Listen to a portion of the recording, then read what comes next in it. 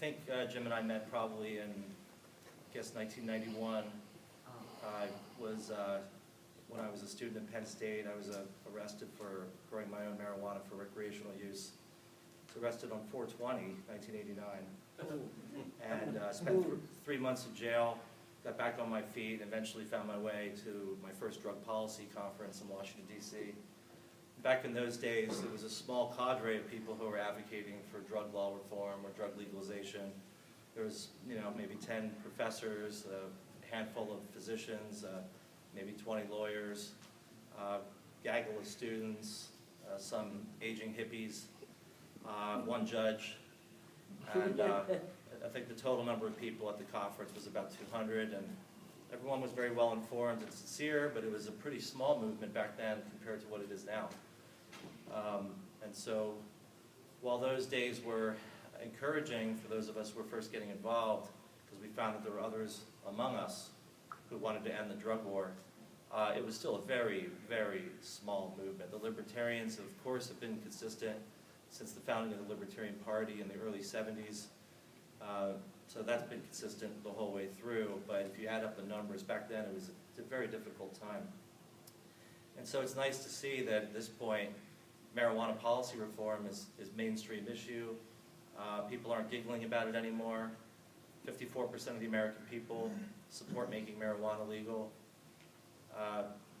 The change has been so dramatic in Washington, D.C. I've been living in D.C. for 20 years, and when I first would go out to bars or hang out with congressional staff, they ask, of course, the first thing in D.C. you do when you meet someone is you ask, what do you do? And so when I said what I do, people would either look at me like I was Satan, or they would giggle because they were supportive, they just didn't want to say it, so they would giggle like a schoolgirl. And now, 20 years later, when I say what I do, I feel like I'm the prettiest girl at the dance.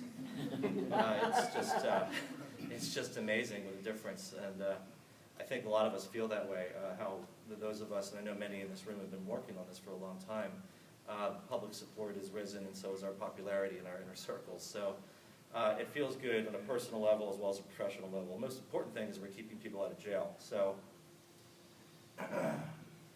New York State is the 23rd state to legalize medical marijuana. The legislature, after 12 years of debate, finally just passed the bill.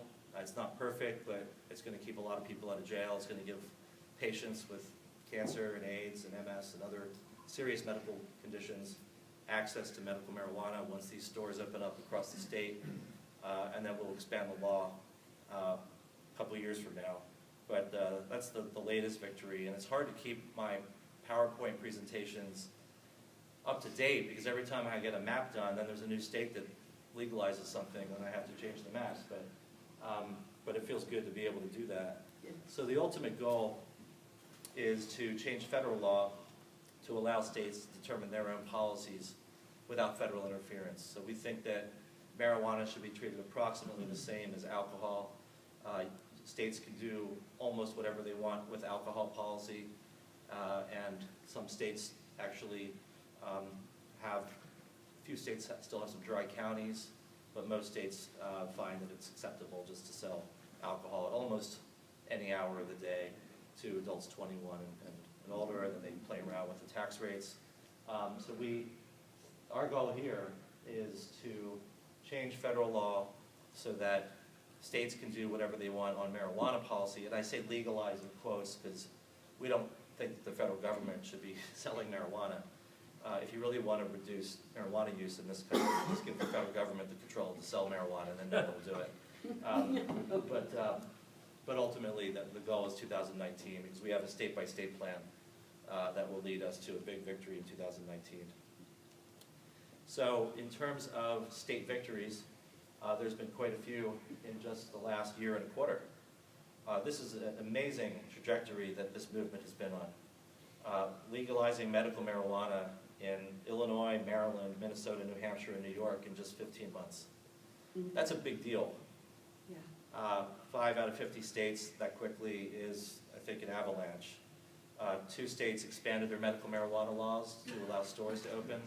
You'll see stores opening up in Nevada in a few months, and those stores are going to be allowed to sell medical marijuana to out-of-state patients. So if there are patients that who have ID cards from Rhode Island or Vermont or Colorado or any other state, they can go to Las Vegas and actually buy medical marijuana in a few months.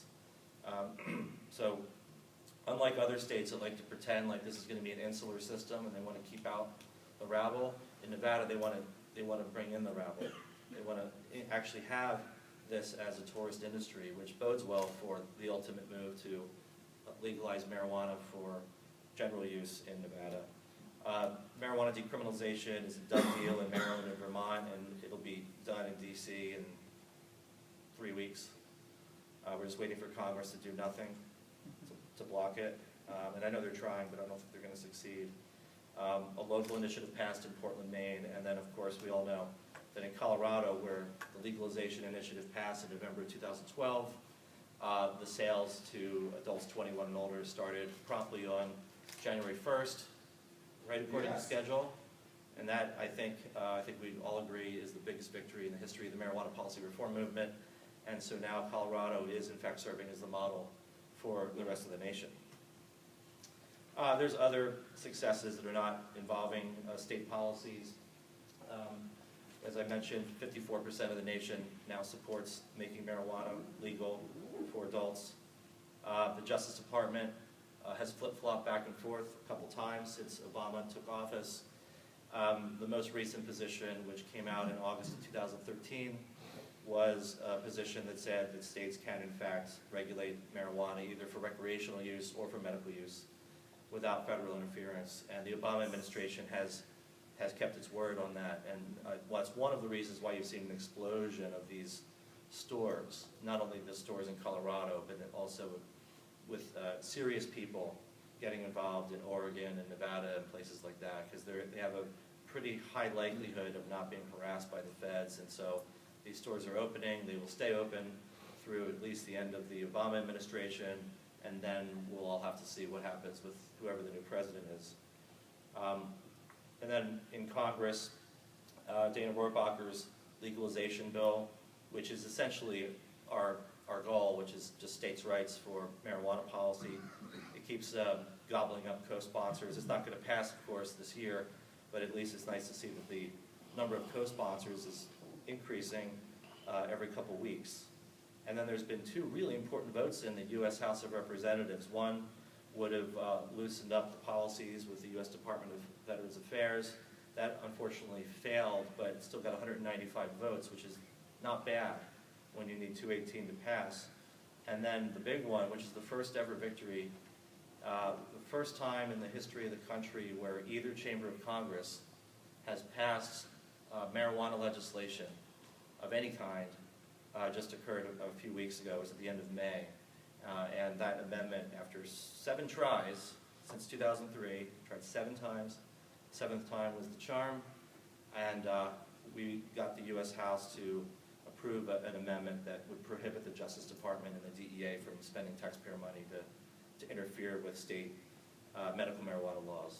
That was a huge victory. If any of you played a part in that, I want to thank you. It took a team effort, and as a result, this amendment's now in the Senate. I don't know what's going to happen. It's kind of complicated, but just passing at least one chamber was a first.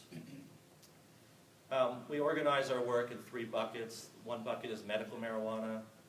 The second bucket is decriminalization for possession. And the third bucket is legalization. On this first bucket, medical marijuana, I mentioned New York, so this is why one of my slides is already out of date, because New York is now no longer red, it's no longer in play, it's actually now black, should be black. So we have 23 states where medical marijuana is legal to one extent or another. We're playing in West Virginia. We're about to start playing very heavy in West Virginia to see if we can get that to pass. And then in Florida, that initiative, it's a ballot initiative, that's already qualified for the ballot this coming November. And if that initiative in Florida gets 60% or more, it passes. Florida is the only state in the country that has the initiative process where 60% of the vote is needed to pass, unfortunately. If it was 50%, it would be a guaranteed win. 60%, it's a toss-up. But if both West Virginia and Florida pass, then we're up to 25 states. And we're not stopping there. Looks like my home state of Pennsylvania is now moving full steam ahead, so I think we're going to throw Pennsylvania into the mix, maybe a couple of other states, and we'll see how many states that we can keep moving forward in on the medical marijuana issue in the next couple of years. This is the map for penalties for possession. Usually it's called decriminalization or civil penalties. So the black states are the states that have decriminalized to some extent or another over the years. Missouri was most recent, but also recent were Vermont and Rhode Island and Maryland. And so you see our two favorite states are the two blue states. And black is decrim, and then the red states are where we're actively working to decriminalize, including Texas, where I live part-time now. Texas, we just hired a lobbyist, and we're working with him to try to move decrim through the state legislature there. Apparently, Governor Rick Perry is now a fan of decrim, but unfortunately he's on his way out. So I wish he would have spoken 14 years ago about this. But that's the map where we're looking to see if we can remove the threat of jail for people who possess an ounce or two of marijuana. And then this is the most important map. This is the map for legalization. We define legalization as Colorado. And Colorado is that you get to, if you're 21 and older, you can grow X number of plants at home with no license and no tax.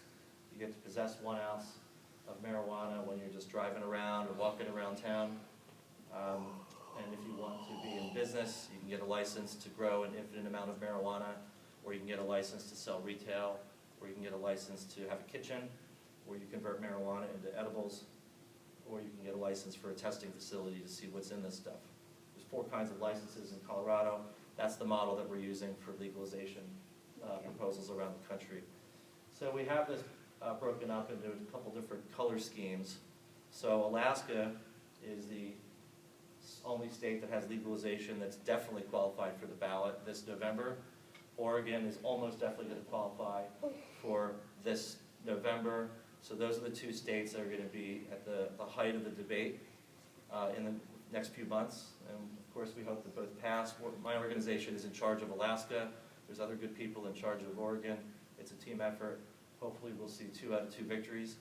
And then moving into the future, the little green states are those where we're lobbying the legislatures to try to see if we can move legalization through the legislative process and get the governors to sign these bills.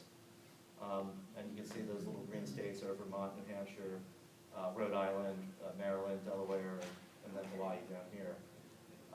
And then the red states are that's going to be the big splash, where in November of 2016, it could very well be that 6 states will vote for legalization on the same day. Now, we're not intentionally trying to rig it so that one day on the calendar is particularly exciting.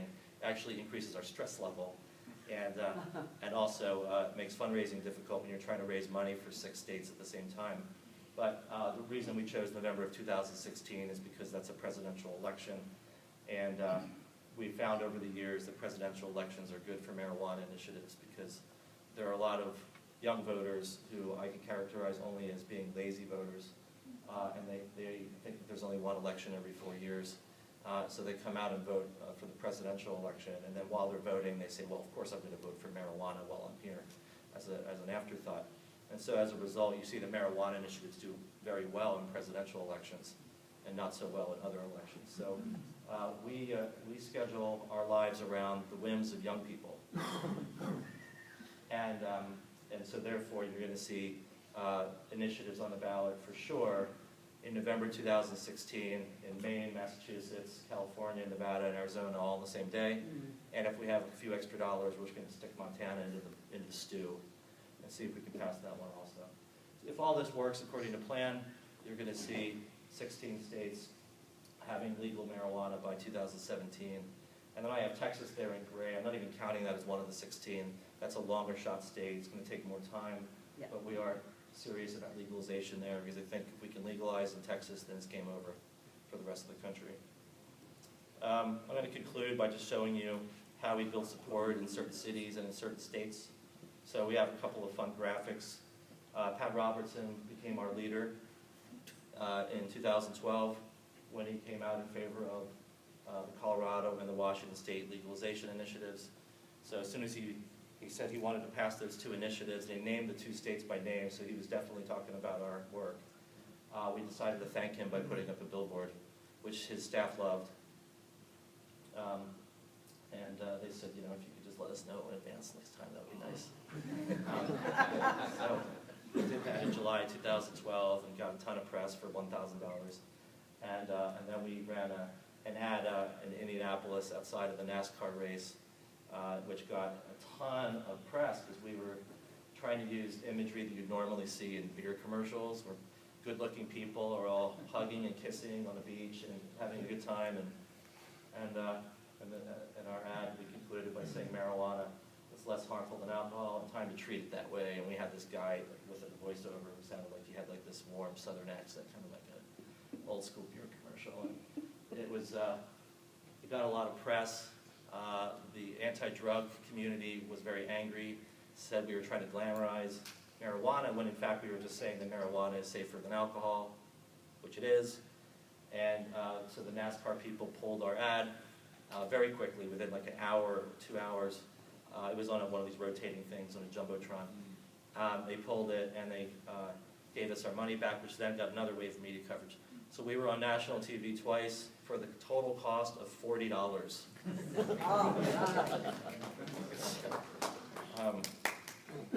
It feels good to get rejected.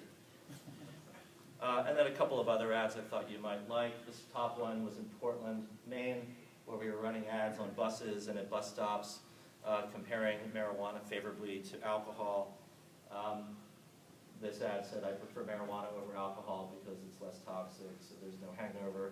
They had some other ads too that were similar to that theme.